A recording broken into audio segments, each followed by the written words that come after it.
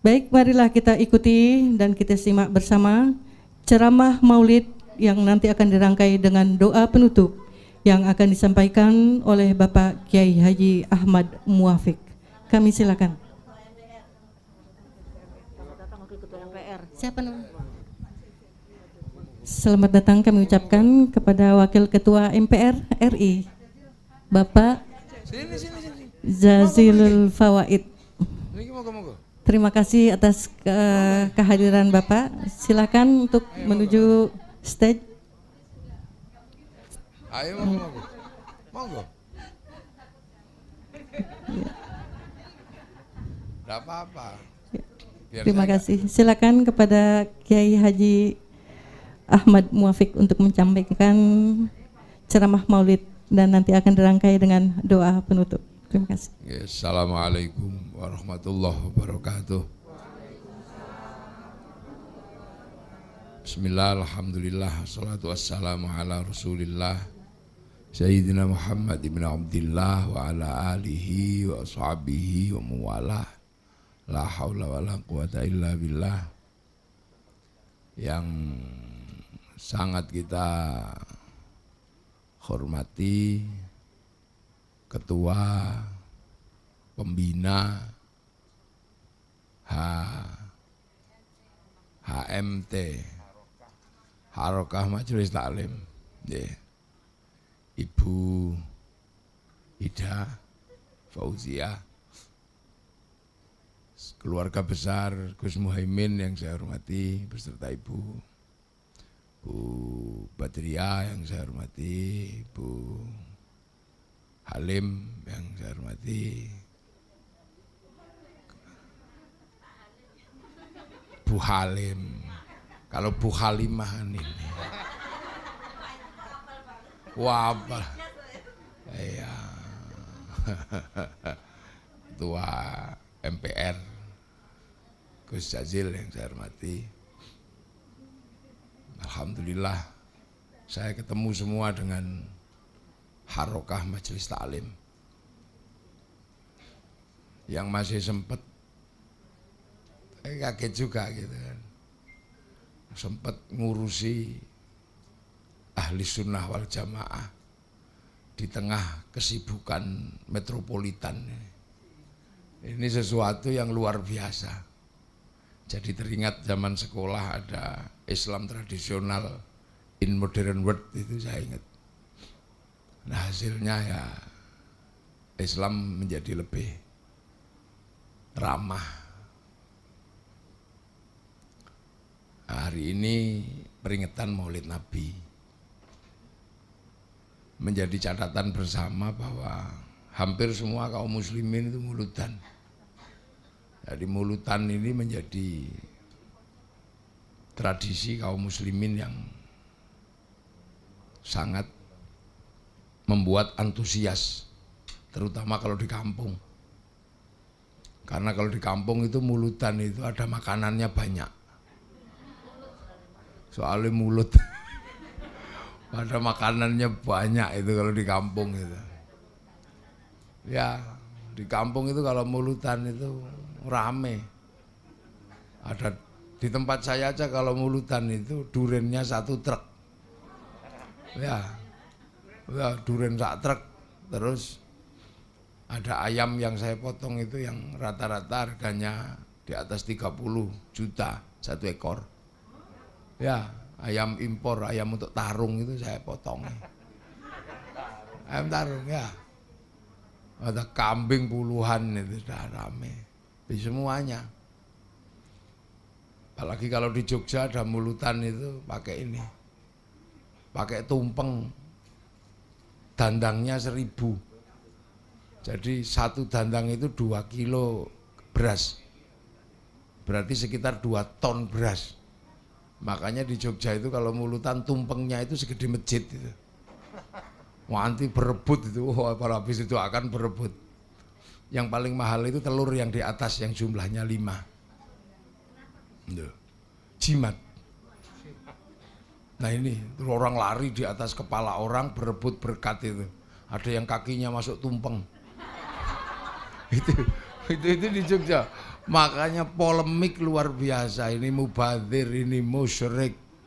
Karena setelah itu pulang, makanan itu dibawa ke anaknya yang misalnya enggak laku nikah, itu kasih makanan berkat itu. Sawahnya terlalu banyak hama, kasih berkat itu. Nah, kacang panjangnya itu biasanya dipakai oleh ibu-ibu yang suaminya udah enggak terlalu perkasa, itu ngambil kacang panjang. Ya ini ini di sana rebutan itu untuk dilingkarkan katanya, ya kita nggak ngerti lah itu. Wong itu keyakinan. Nah akhirnya gue tadi kan dituduh kalau misalnya di tempat saya itu kalau mulutan, waduh ramenya luar biasa. Makanan royoan, dorong-dorongan, rebutan duren, rebutan apa. Nah ini yang berbeda dengan Jakarta. Kalau Jakarta kan mulutannya lebih kepada pidato. Nah itu lebih kepada pidato, lomba pidato mulutannya itu. Tapi ya nggak apa-apa, wong itu memang mulutan model baru. Ya kalau mulutan pidato ini kan mulutan model baru. Modelnya Sayyid Salahuddin Al-Ayyubi. Nah, ketika persiapan perang dengan Pangeran Richard di Antokia untuk membangkitkan semangat, salah satunya adalah dengan membacakan Sirah Nabawiyah. Nah, dibacakan di depan umum untuk mengangkat semangat perang, membangun militansi, orasi-orasi kenabian itu. Nah, itu makanya semenjak itu ada mulutan pidato. Tapi mulutan yang asli itu apa? Makan. Jadi besok lagi kalau bikin mulutan yang pilih yang asli dan yang mulutan model baru. Aslinya mulutan itu makan. Jadi ya makan itu asli mulutan. Jadi ketika Rasulullah itu puasa hari Senin untuk memperingati maulidnya, sahabat itu pulang ke rumahnya masing-masing. Nyari istrinya, suruh masak yang enak-enak untuk bukanya Rasulullah. Nah makanya kota itu bau makanan. Terus sore itu bawa makanan semua. Nah yang biasa kan orang bawa makanan kan macam-macam, beda-beda. Terus bergurau, makananmu apa? Punya gulai saya. Wah itu pasti nanti Rasulullah suka. Oh belum tentu, saya bawa mie ayam. Oh belum tentu saya bawa ini. Jadi berlomba-lomba makanan. Nanti terus yang ya sudah, aku juga lama nggak makan gulai. Nanti kalau setelah itu aku makan gulemu ya. Aku lama nggak makan jengkol, aku makan jengkolmu. Ibarat gitu biasa, gurau gitu sahabat-sahabat itu. Nah setelah Rasulullah keluar, lihat makanan itu langsung Rasulullah ngambil dan berdoa, Allahumma barik lana fima rozaqtana wa qina adzabannar. Nah itu yang ditunggu sahabat, doa barik itu loh yang ditunggu. Doa barik itu artinya kemudian makanan ini berubah menjadi makanan barokah. Makanya terus dimakan, sisanya dibawa pulang disebut berkat itu kan karena barik ini. Makanya karena sering-sering doa barik di Jawa Timur ada istilah barian. Barian itu karena kiainya burak barik gitu. Jadi setiap ada makanan Allahumma barik, akhirnya setiap makanan keluar barian. Nah makanan itu kalau sudah barokah itu kan menginstalasi doa barokah. Ketika dimakan dia jadi makanan barokah, jadi daging barokah. Kalau daging barokah itu kan nggak dibakar sama api neraka. Makanya orang berlomba-lomba memasukkan makanan barokah agar simpanan barokah dalam daging semakin banyak. Nah semakin banyak daging barokah nggak semakin jauh dari api neraka. Makanya wakina ada banar, temennya barik lana itu wakina ada banar. Nah paling sekarang orang bertanya masa makanan bisa menyimpan barokah. Nah kalau kita kan biasa, kaset aja bisa nyimpen doa, apalagi makanan. Handphone bisa nyimpan, ya kan. Dan itu makanya orang-orang dulu itu paling paham kalau menyimpan sesuatu doa agar bisa diserap oleh darah itu diinstalasi doa. Makanya penjenengan dulu biasa kan kalau cintanya ditolak cari makanan gitu kan, terus dibacakan innahu min Sulaiman wa innahu bismillahirrahmanirrahim, itu baca kasihkan itu ya udah gitu biasa. Oh pengalaman. Saya dapat dia karena innahu min Sulaimana dulu. Jadi gitu, makanya dulu kan barokah, selalu orang menyimpan barokah. Nah ada yang nanya, loh itu kan makanannya sendiri, masa makanannya sendiri berubah ketika didoakan? Loh laki-laki perempuan itu kalau ke KUA itu didoakan aja nilainya berubah jadi suami istri, padahal barangnya masih sama. Sebelum masuk KUA sampai keluar KUA barangnya masih sama, tapi ketika barokallahu laka wa barokah alaika nilainya berubah. Lenjiwit ganjaran, yang buka ganjaran, dan itu beda. Makanya ibu-ibu ya sering-sering lah bikin doa barokah kan ya. Kalau misalnya anaknya diajari apa-apa kok gak nyantol blas, ambil air bacakan ya Fatahu ya Alim, minumkan. Kalau misalnya anaknya dikasih makan kok gak tambah sehat, tambah gini, bacakan ya Hayyu ya Qayyum. Kalau anaknya suka kelahi, bacakan ya Allah ya Latif. Nah kalau istrinya mau kawin lagi ya ambil suaminya mau kawin lagi ya ambilkan air ya, terus diambilkan gitu. Jangan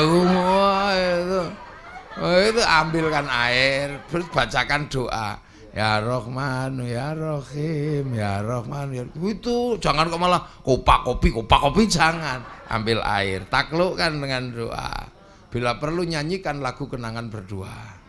Lah ya kan, wabila ku ingat dirimu ya gak apa-apa kan gitu. Atau hanya dirimu yang bisa membuatku tenang, sambil gini sambil nangis gak apa-apa. Tanpa dirimu aku merasa hilang dan sepi. Ambil tuh didoni, minumkan. Lah itu dulu. Makanya dulu setiap ada acara kenabian, acara apa, tabarruk, ibu-ibu itu biasanya dulu bikin makanan yang enak-enak. Sehingga ketika dimakan enak. Lah sekarang orang lupa. Ketika ada waktunya tabarruk mengeluarkan makanan yang enggak enak. Nasinya kadang kering gitu. Kalau di sini enak lah, wong di sini ya. Kampung-kampung kadang kering, tempenya sepotong gitu, terus minyak keriting gitu. Jadi waktunya mau dimakan lagi ya nggak enak. Akhirnya dibawa pulang makanan ayam. Akhirnya ayamnya yang barokah. Itu dulu dikembangkan betul sama mbah-mbah kita. Makanya kalau di majelis taklim ini kalau ada orang-orang yang susah, penjenengan sholat itu ngantongi beras. Saya itu sudah sering melakukan itu. Orang yang sulit diajak sholat, saya sholat ngantongi beras. Nanti sehari 1 kilo, 2 kilo, nanti seminggu itu udah sampai 6 kilo udah. Nah, nanti tak kasihkan ke dia dimasak. Itu nggak nyampe 5 bulan biasanya terus mau, walaupun Jumatan tok mau. Gitu. Ini kita ini punya mekanisme yang itu sudah hilang. Karena itu terus disebut mekanisme hikmah. Bleset titik disebut mekanisme perdukunan, kan susah kita. Gitu. Orang sekampung itu ada yang idiot rata-rata. Setiap tak kirimi beras yang dibacain Quran apa. Itu setelah hampir 2 tahun sudah nggak ada lagi yang lahir idiot. Iya, apalagi anak-anak narkoba gitu. Di rumah itu ada anak narkoba banyak, tapi ya kalau digituin sembuh. Nah itu yang kita kadang lupa bahwa itu ada instalasi doa yang tersimpan di dalam makanan. Nah itu mulutan yang asli begitu. Makanya besok lagi kalau mulutan harokah majelis taklim, nah itu harus dibikin di kampung-kampung, tapi siapin makanannya karena nggak semua orang bisa diajak ngomong kupingnya. Masukin makanan barokah. Bila perlu bikin mulutan di terminal mana gitu. Ibu-ibu pastilah orang-orang itu mau makan, sopir-sopir apa itu pasti mau makan. Nanti bisa diinisiasi oleh PKB, diinisiasi oleh Bu Menteri, itu luar biasa. Jadi ini strategi dakwah yang luar biasa. Yang sesungguhnya tidak lain dan tidak bukan itu dilakukan oleh orang-orang yang memang punya niatan baik untuk bagaimana negeri ini tetap merasa punya syukur kebahagiaan agamanya Allah Subhanahu wa ta'ala. Karena kita ini intinya cuman syukur tok. Negeri jauh kayak gini masih punya iman dan sekarang berkembang menjadi sesuatu yang luar biasa. Ini luar biasa. Padahal kalau kita ingat sejarah Rasul itu juga kita nggak kebayang ya. Bahwa Rasulullah itu disebut di dalam Al-Quran, laqad ja'akum rasulun min anfusikum. Anfusikum itu adalah Arab. Padahal belum pernah ada sejarahnya orang Arab jadi nabi, itu belum pernah. Sebelumnya Bani Israel semua. Sekali-sekalinya itu Rasulullah orang Arab jadi nabi itu. Makanya ketika Rasul jadi nabi, orang Arab gak kenal. Orang Arab gak ngerti nabi, karena orang Arab ini penyembah berhala, pagan. Dia gak kenal nabi. Makanya ketika Nabi mengatakan saya nabi gitu, ya orang gak kenal. Apa itu nabi? Saya misalnya di sini nggak perlu menjelaskan kalau saya kiai, wong sini semua sudah kenal kiai, punya konsep kiai sebelumnya diajarkan oleh para pendahulu. Jadi saya ke sini tenang aja, pasti disambut, pasti disuguhi, pasti dicekeli mic gitu kan. Tapi beda ketika misalnya saya ke pedalaman Irian itu, mungkin mereka nganggap saya tim pemburu babi juga bisa. Karena mereka nggak punya konsep nabi, nggak ngerti sana. Nah, orang Mekah dulu juga nggak punya konsep nabi. Udah apa seperti Nabi. Dan Nabi mengajarkan sesuatu yang bertolak belakang dengan tradisi Arab. Tradisi Arab sangat bertolak belakang dengan ajaran Nabi. Orang Arab itu Tuhannya banyak, Nabi mengajarkan Tuhan satu. Orang Arab Tuhannya kelihatan, Nabi mengajarkan Tuhan tidak kelihatan. Itu sulitnya luar biasa. Di sana nggak ada air, Islam mengajarkan toharoh pakai air. Apalagi jinabat, itu diminum aja susah, disuruh jinabat. Orang Indonesia nggak masalah, banyak air, jinabatnya sebulan sekali. Nah di sana jinabatnya semalam 8 kali, kan butuh air yang banyak. Air susah, makanan susah. Oh apa? Bupati kenapa? Masa sih?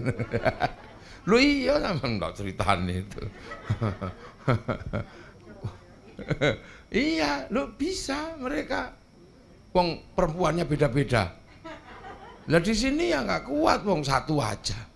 Sana kan 4 kan, 2 itu bisa lah. Kalau cuma 1 ya capek.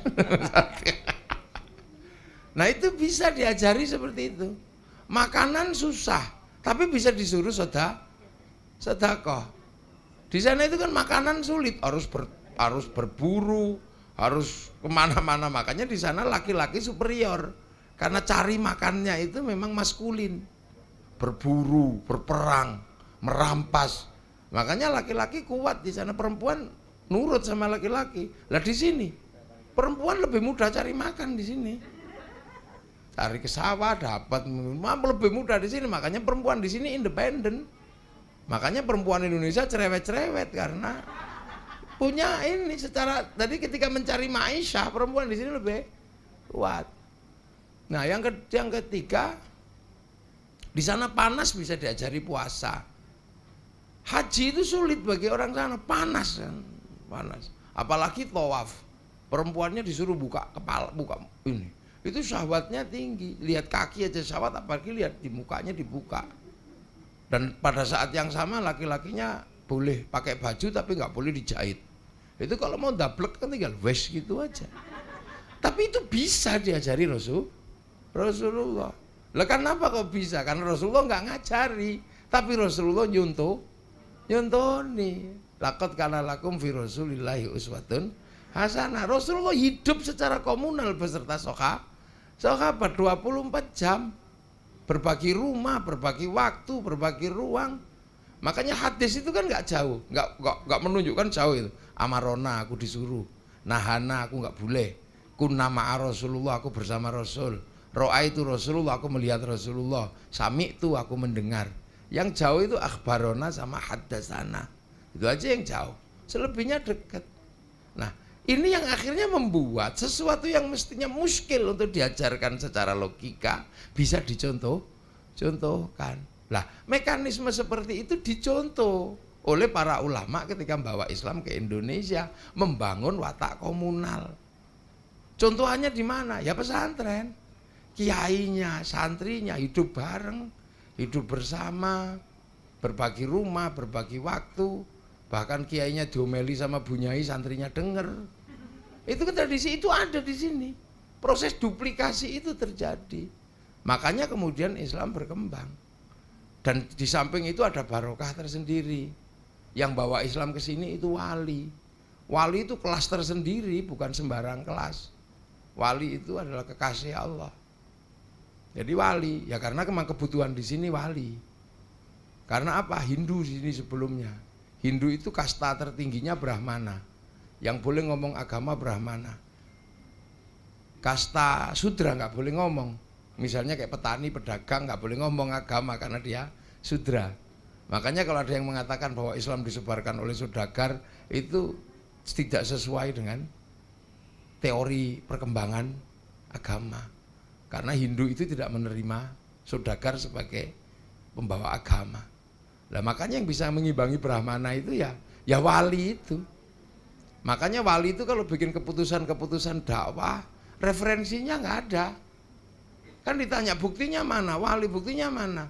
Loh, wali itu kan nggak pakai baca kalau melakukan gerakan. Wong wali itu download. Wali itu kan online langsung. Qalu rabbuna Allah tsumastaqamu tatanazzalu alaihimul malaika alla takhafu wala tahzanu. Langsung online download. 10 tahun wiritan, 9 kali Joko 3 tahun download toh. Ya kan download 3 tahun. Ya Allah, ya Allah, ya Allah, ya Allah gitu. Nah, kita ini kan download aja nggak kuat. Kita ini 5 menit ya. Makanya kita ini nggak punya wifi karena nggak download dari harddisknya Allah. Lauhil Mahfuz itu kan harddisk. Orang Hindu menyebutnya orang Yunani menyebut kotak Pandora. Punya bayangan tentang harddisk, kotak segala tahu. Orang Yahudi Nasrani membayangkan namanya tabut Sulaiman. Nah, orang Jepang kotak Doraemon. Nah, semua punya bayangan tentang harddisk ini. Nah, Rasulullah naik ke langit kan ditunjukkan ini harddisknya dunia itu di sini dan isinya. Nah, itu sama wali-wali di-download. Makanya wali itu wifi-nya gede.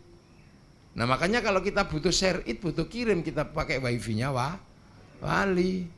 Ila hadrati, ila ruhi itu. Nah, wali-wali ini download. Downloadan wali ini tidak ada referensinya. Makanya ketika Clifford Geertz nulis pun salah. Ada santri priayi abangan. Ya nggak komplit. Karena nggak paham konsep wali itu. Nah, wali itu download aja 3 tahun. Ya Allah, ya Allah, ya Allah, ya Allah. Apa gitu pilihan-pilihannya. Dan wali setelah download nggak pernah takut apa-apa karena tahu isi harddisk. Nggak pernah takut. Makanya misalnya kayak Syekhun Ustadzun berubah jadi kiai, ya nggak masalah. Tilmidun muridun berubah jadi santri, nggak apa-apa. Itu karena wali itu tahu isi harddisknya seperti apa. Nah, yang terpenting adalah ketika wali menghadapi situasi paling sulit.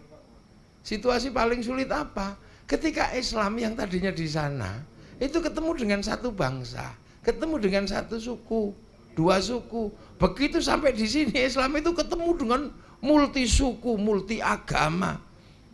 Sementara Islam harus tetap jalan dan harus menjadi kekuatan besar di Nusantara. Nah, itu ketemu wali itu tantangan terbesarnya di situ. Ketemu bangsa yang kuat, ketemu bangsa yang besar, ketemu multikultur, multi ras, multi agama. Nah, tawarannya apa kalau udah seperti itu? Karena Islam itu jangkauannya adalah jangkauan rahmatan lil alamin. Nah, disitulah maka akhirnya kemudian ya sudah antara ikhtiar zahir sama ikhtiar batin dan bentuk kepasrahan diserahkan jadi satu. Kemana? Ya dikembalikan lagi kepada Rasulullah. Ketika Rasulullah menjadi rahmatan lil alamin dengan cita-cita besar ke depannya adalah kullukum ra'in wa kullukum mas'ulun an ra'iyati, maka kemudian konsep ra'iyah diterapkan di Nusantara. Konsep ra'iyah ini diterapkan di sini. Bagaimana manusia hidup bisa berdampingan, berbeda-beda tapi bisa saling bertanggung jawab. Ra'iyah itu kan kondisi di mana saling bertanggung jawab. Nah, konsepnya Rasulullah yang ra'iyah inilah yang akhirnya diterapkan dan diserap ke bahasa Indonesia menjadi rakyat. Loh itu. Jadi kita ini toleran, kita apa? Ini bukan kemudian mengambil referensi dari demokratisasi Eropa. Kita menjadi apa? Toleran bukan karena demokrasi model Yunani, bukan karena humanisme, tapi kita menjaga tatanan ra'iyah yang sudah diberlakukan oleh para pendahulu bangsa ini dengan satu konsep bagaimana kembali kepada cita-cita Rasulullah. Maka hidup bersama ini. Dan kita berhasil sampai menjadi sebuah teritori. Ra'iyah dibikin para wali menghasilkan teritori namanya wilayah, dan wilayah itu yang disebut Negara Kesatuan Republik Indonesia yang sekarang dijaga oleh Gus Muhaimin, dijaga oleh Gus Jazil.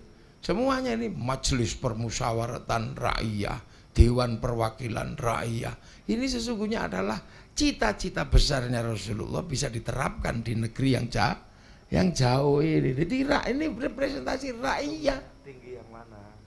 Tinggi yang mana? Ya udahlah ya tinggi. Ya tinggi penjenengan lah. Iya nah, jelas lah, duduknya aja sudah kalah tinggi. Nah, iya, iya. Tapi kan persoalan tinggi dan itu kan bisa dinegosiasi kan. Gimana enaknya kan gitu. Itulah enaknya berkawan cukup lama itu kan gitu, bisa saling. Jadi sudah bukan persoalan tinggi rendah. Gitu. Lah nih, rakyat itu di situ dan kita berhasil. Konsep ini diterapkan di Nusantara. Jadi kalau kiai kok punya sikap yang toleran, kiai punya sikap tawassut, itu ya karena menjaga warisan dengan harapan sistem ro'iyah itu bisa berlaku terus di Indonesia. Undang-undangnya sama, peraturannya sama, beda agama, beda suku. Dan satu-satunya bangsa yang menyebut ro'iyah untuk warga bangsanya itu hanya Muslim Indonesia. Nah makanya ini dijaga, para wali dijaga. Nah apalagi kalau mulitan begini kan, akhirnya kita punya sistem pemahaman yang sederhana. Karena setiap mulitan biasanya ada, kalau di Jawa ada Kanjeng Nabi Muhammad lahir ana ing Mekah dinane Senin 12 Maulid tahun gajah. Itu memberikan kesadaran ruang dan waktu. Zaman makan ada di situ. Rasul lahir di Mekah, artinya Rasul bukan orang Betawi. Rasul orang Mekah sana. Pasti wajahnya ya wajah Mekah, wajah Arab. Tahun gajah berarti 571. Berarti sekitaran tahun 600 Rasulullah jadi nabi. Artinya yang ketemu nabi ya orang yang hidup di zaman itu. Dan itu hanya seputaran orang Mekah. Makanya nabi itu ketemu dengan sahabatnya ya orang Mekah. Nah orang Mekah ya bisa sampai sekarang nyontoh. Makan 3 jari masih sama-sama kurma. Sampai Betawi soto ya nggak bisa.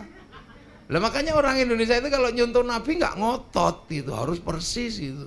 Nabi jenggotan dicontoh jenggotnya, ya nggak harus begitu. Nabi cingkrang dicontoh cingkrangnya. Makanya kalau kita nyontoh ya kayak begini. Ini dulu baju Nabi, baju syar'i, jubah itu. Sampai di sini nggak bisa pakai nanam padi, maka dipotong. Potongan baju syar'i namanya syar'un. Nah orang Jawa kan nggak punya huruf ain, punyanya monggo potongo. Syar'un jadi sarung. Ya itu makanya santri kalau takbir enak, wong baina surah warubah, puser sama lutut dilintingi sarung, maka takbir Allahu Akbar pasti nyantol. Nah yang nggak punya sarung punya sampai kiri supaya nggak melorot.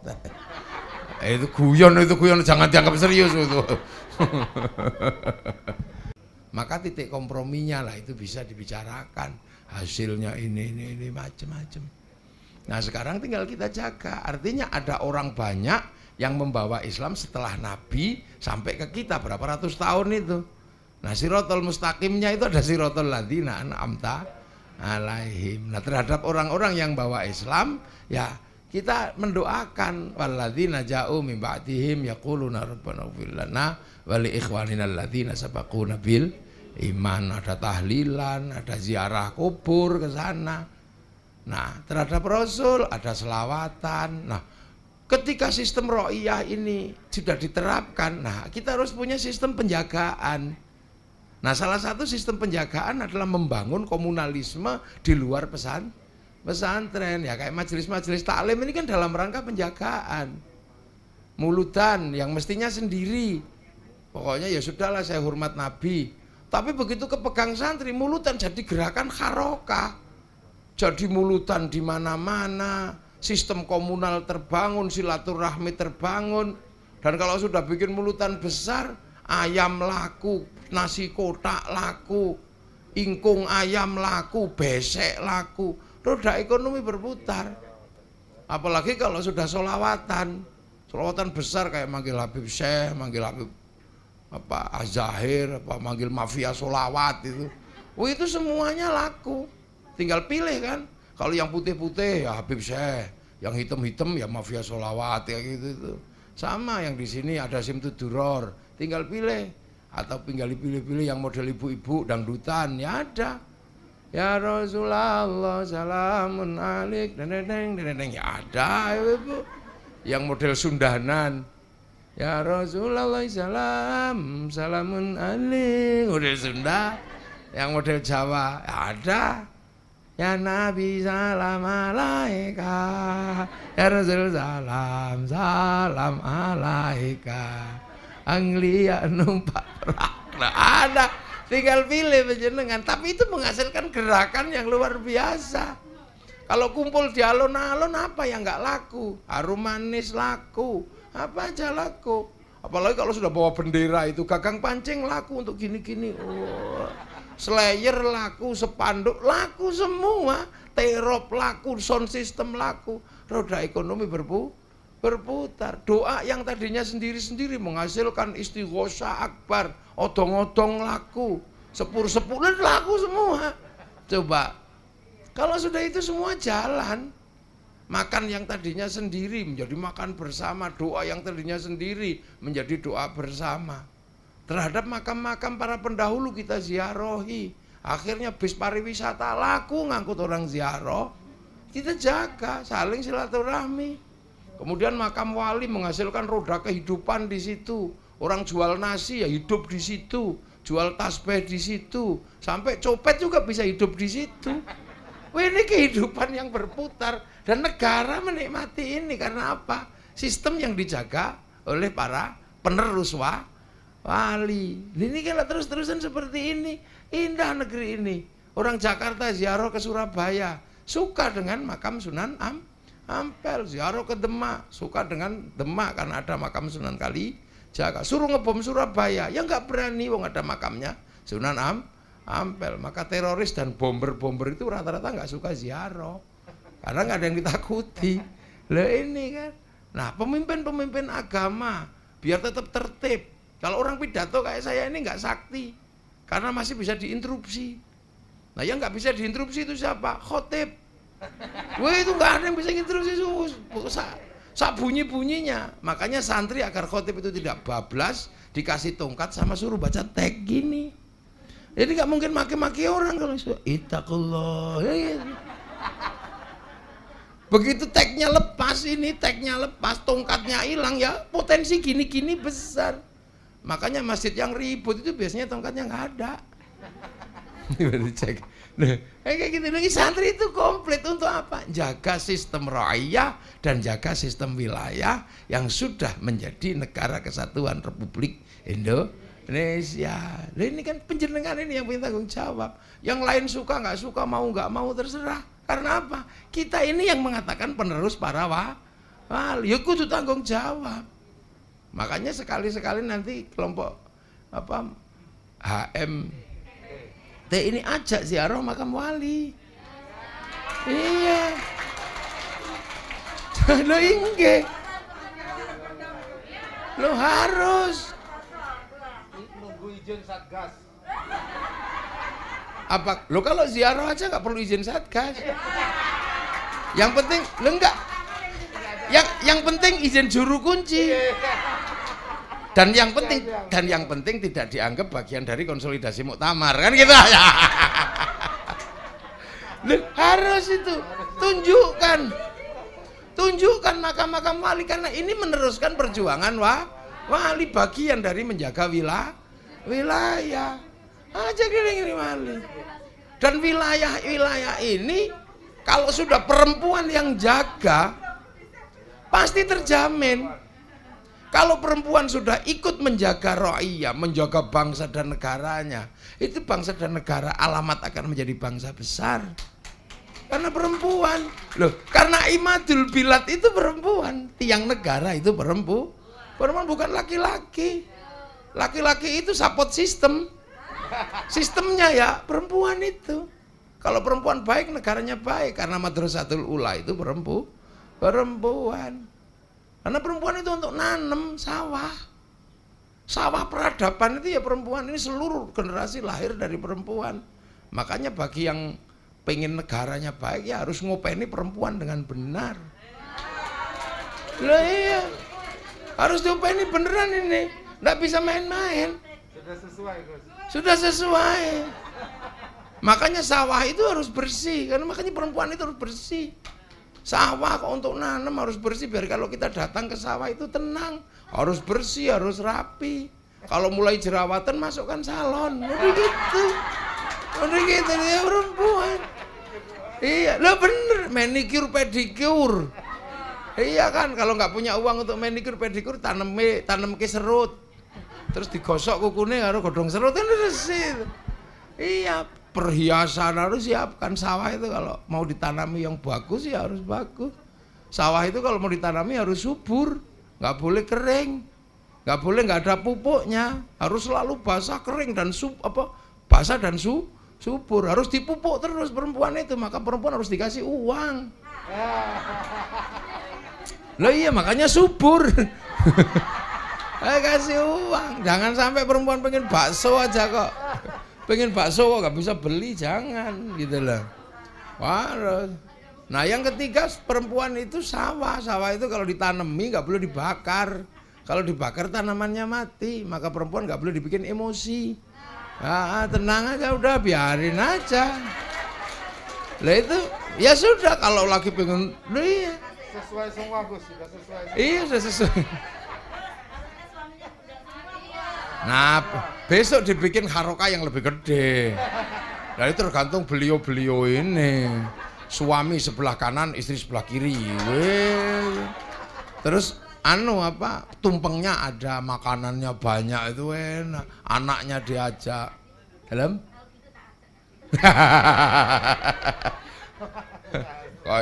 Kayaknya Gus Salim sudah sesuai prosedur.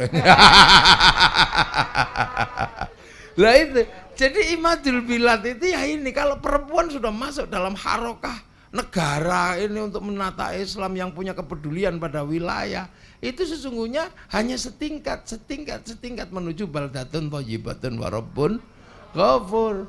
Makanya saya ketika tadi di rumah, saya dibilangin, ini ngajinya apa? Perempuan semua katanya, kata Gus Muhaimin. Wah, kok anakku tak ajak, istriku tak ajak biar tahu, oh gitu loh, gerakan perempuan.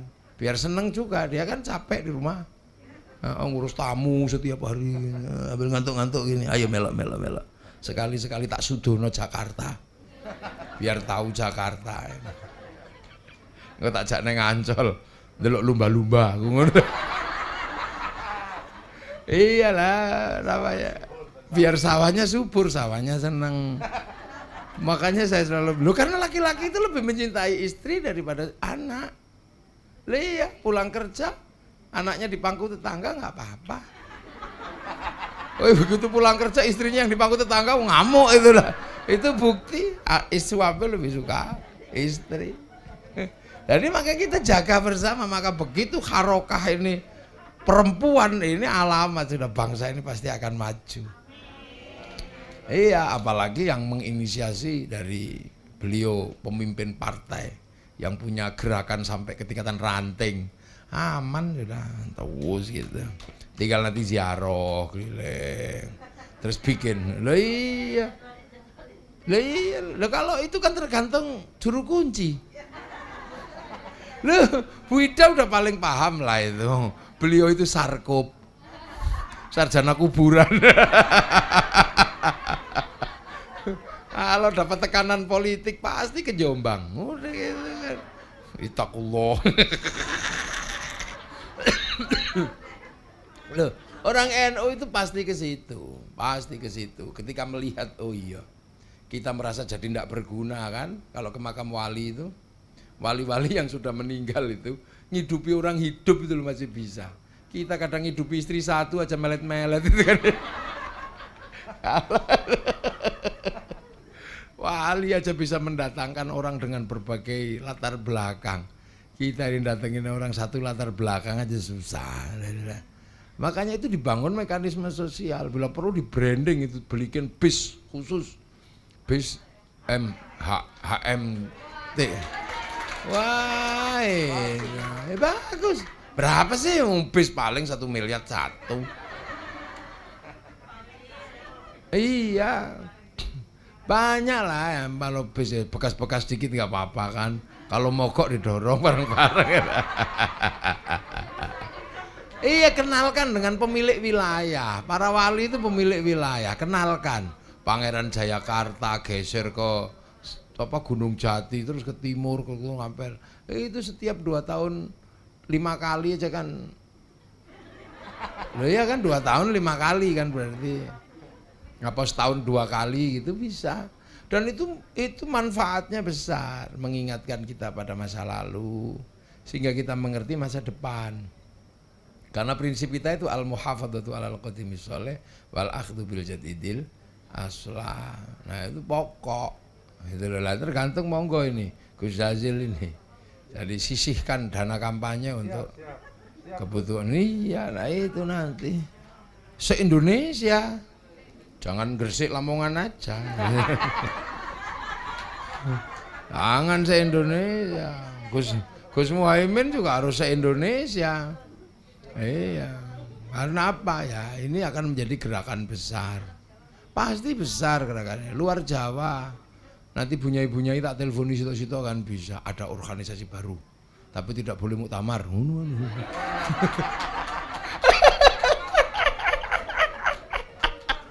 Tapi nggak boleh muktamar karena daripada ricuh pas muktamar kan mending saya ikut muktamar.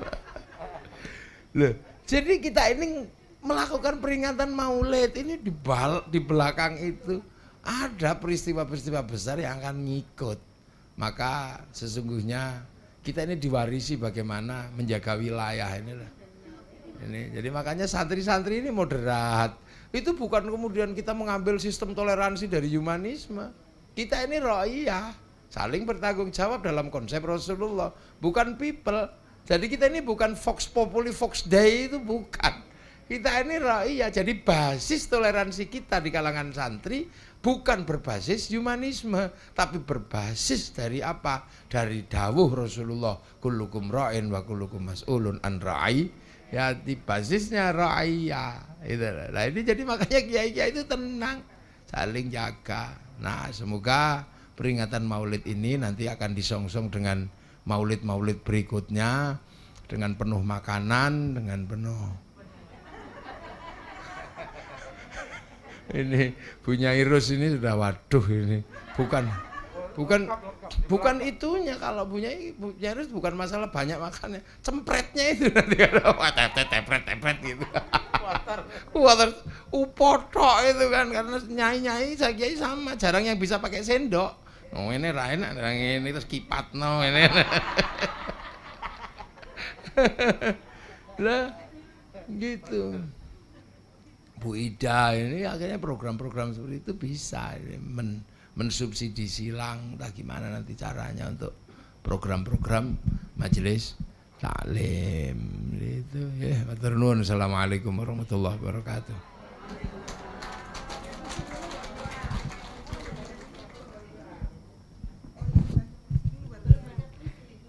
Baca puisi. Sudah, Gus. Sudah. Terima kasih. Syukran kasir kepada Bapak penceramah kita hari ini, Bapak Kiai Haji Ahmad Muwafiq. Insya Allah ini sudah menangkap aspirasi kaum ibu yang Bapak sampaikan tadi. Ibu-ibu emang lagi pengen dimanja, emang lagi manja, lagi mau manja. Ya Bu ya, sekali-kali boleh dimanjakan ya. Mudah-mudahan sangat bermanfaat yang disampaikan tadi bagi kita semua. Ada pencerahan, jadi spirit buat harokah kita selanjutnya. Menyerap dan aspirasi. Baik, kita rubah lagi ya. Tadi rencananya pembacaan puisi setelah doa. Sekarang kita majukan dulu pembacaan puisi dulu ya. Oke. Baik, kita ikuti bersama pembacaan puisi Maulid yang akan dibacakan oleh Ustazah Dr. Anda Hajah Badriah Fayumi MA. Kami silakan.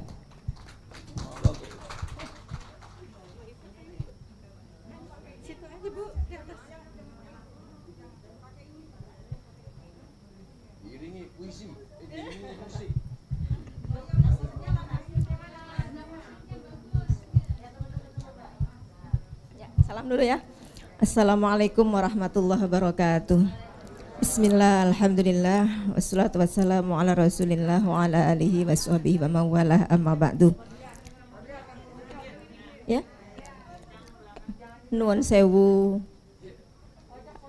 Al-Mukarram Hadratil Mukarram wal Mukarramah Gus Muhaimin Iskandar dan Ibu Rustini, Ibu Ketua HMT, Ibu Dr. Ida Fauziah, penceramah kita Al-Muhtaram Gus Muafiq wal Muhtaromah, Ibu Nyai, Gus Jazil, para Ibu Nyai pengurus, para peserta sholawat dan seluruh jamaah HMT yang dirahmati Allah Subhanahu wa Ta'ala.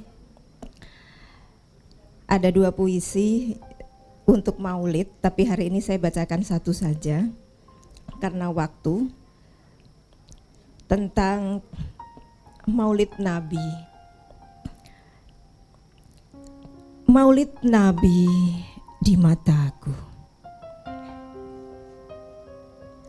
Peringatan Maulid Nabi Muhammad sallallahu alaihi wasallam itu ekspresi syukur dan cinta. Dirayakan secara humanis dan beradab untuk membumikan nilai dan ajaran nan mulia. Syiar, silaturahim, sholawat, sedekah, ilmu, motivasi, berbagi bahagia yang kemudian berbuah berbagi berkah. Ini perayaan yang indah penuh berkah. Ini bukan soal akidah yang disempitkan pada batasan syirik dan bid'ah. Jika pandanganmu membatasi diri pada syirik dan bid'ah hingga semua terlihat sesat dan salah, pandanganku melihat pada luas dan luasnya agama dalam mewadahi hasrat dan ekspresi cinta umat pada nabinya, hingga semua berjalan dalam sukarela dan sukacita.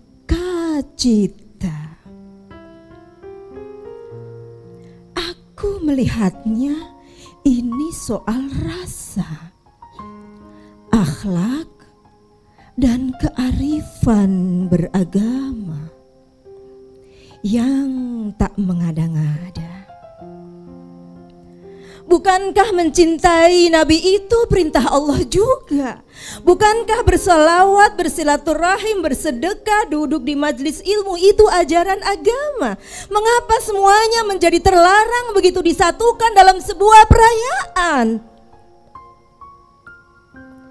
Ini adalah perayaan menyatunya iman, amal, akhlak, akal, hati, rasa, dan budaya.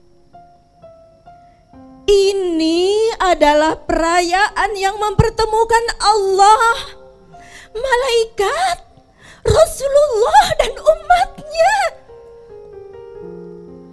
Perayaan yang tak ada duanya di dunia, perayaan yang menyatukan dunia. Mari berhenti berdebat. Mari berhenti berdebat Lakukan saja yang kita bersepakat, bersolawat tanpa hitungan. Semoga damai, sehat, selamat, dan berkah hadir tak berkesudahan. Salatullah,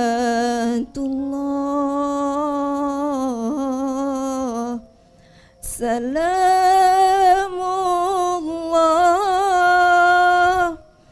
ala Taha Rasulillah. Salatullah,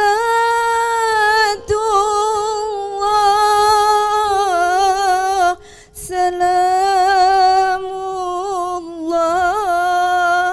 ala Yasin Habibillah.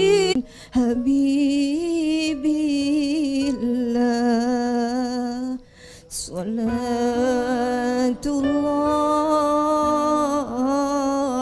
salamullah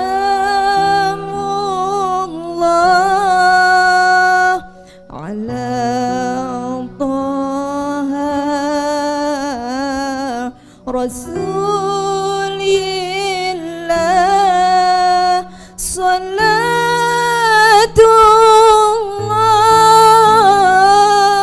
salamullah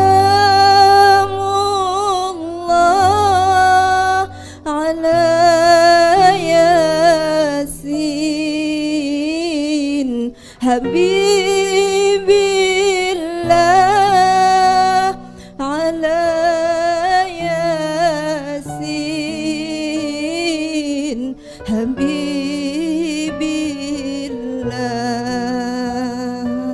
Tafakur Badriah Fayumi.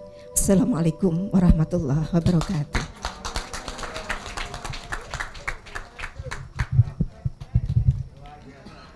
Allahumma sholli sallim wa barik alaihi wa ala alihi.